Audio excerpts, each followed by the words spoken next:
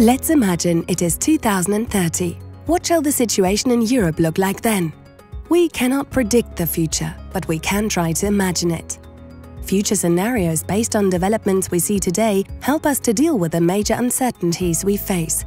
Two key uncertainties form the framework for the 4 future scenarios you're about to see.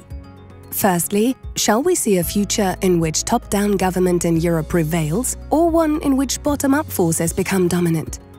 Secondly, shall Europeans go further down the road of unification, or shall we end up in a diversified Europe?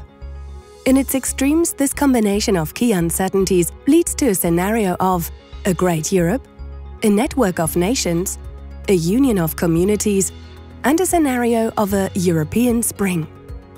Let me take you first to the future scenario of Great Europe. During the crisis years, populist movements grow strong. At the same time, citizens disengage from European politics. Brussels ignores this and continues its top-down strategy to manage the crisis. From 2014 onwards, the European economy improves. Unemployment rates drop and consumer confidence grows. Support for populist parties declines. The UK leaves the Union in 2018 after the Cameron referendum. After the crises, the EU embarks on a renewed attempt at further political and social integration. The democratic deficit is addressed by transferring power to the European Parliament. By 2030, the Union has a constitution, a European banking union, a tax and a budget union. There is a union-wide minimum wage and there are European rules on social welfare, healthcare and pensions. Great Europe has a strong position between the other great regions of the world. People are less skeptical about Brussels. Everyone has a European passport. Young people move to where the action and jobs are. Many elderly enjoy retirement in Southern Europe or travel around. Everyone is truly European.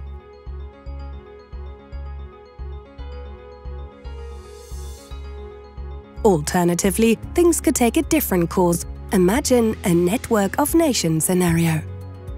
During the crisis years, resentment against Brussels grows. Citizens lose their jobs, their businesses.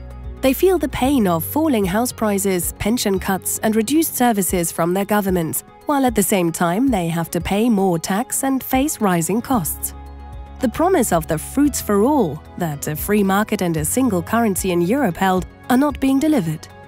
National states take back their sovereign powers, and the idea of a one-size-fits-all EU is completely abandoned. The monetary union and the euro do not survive.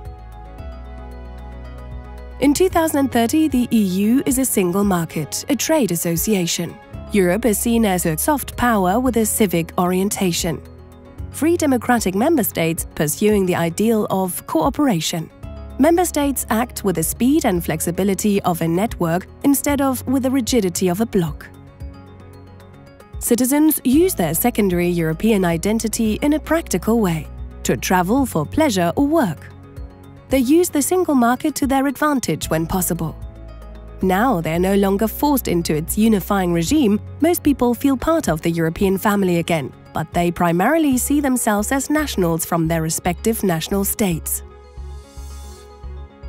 A third direction in which the future might unfold is shown in scenario Union of Communities.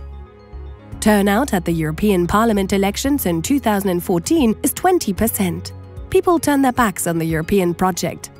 European and national governments manage the crisis and their budgets. In many member nations, welfare state structures are dismantled to very bare basics.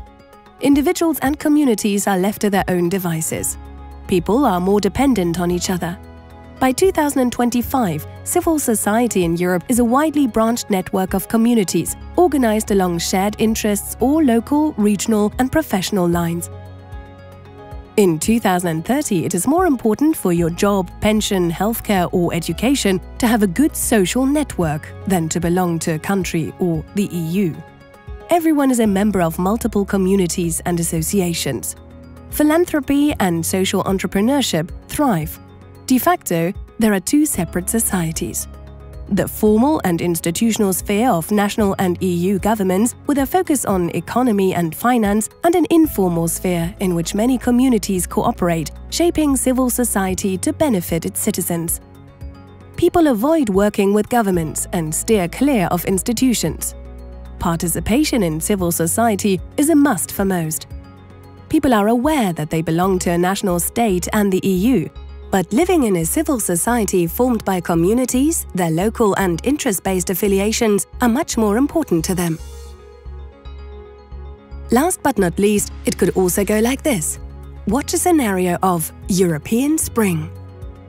An ever-growing protest movement rages through Europe. By 2015, almost all European citizens feel the pain of massive unemployment and austerity measures. Inequalities grow between rich and poor, north and south, and old and young. Support for union-wide solidarity fails. There are protests everywhere. Charismatic leaders with hundreds of thousands of Facebook friends and Twitter followers win elections. Traditional political parties form broad coalitions to counter the new forces. In many countries, there is political instability. Around 2025, most national parliaments are half taken up by movements that use virtual liquid democracy platforms to determine their political agenda. In 2030, power goes to the people through new, mostly virtual forms of direct and participatory democracy, thus sidelining the union's institutions. People quickly mass mobilize and align around specific issues. They choose their political leaders by voting them in and out of office using "I like" or "I dislike." The transition to direct democracy and the emancipation of citizens is not an easy process. However, slowly but surely, people learn to use their new powers constructively.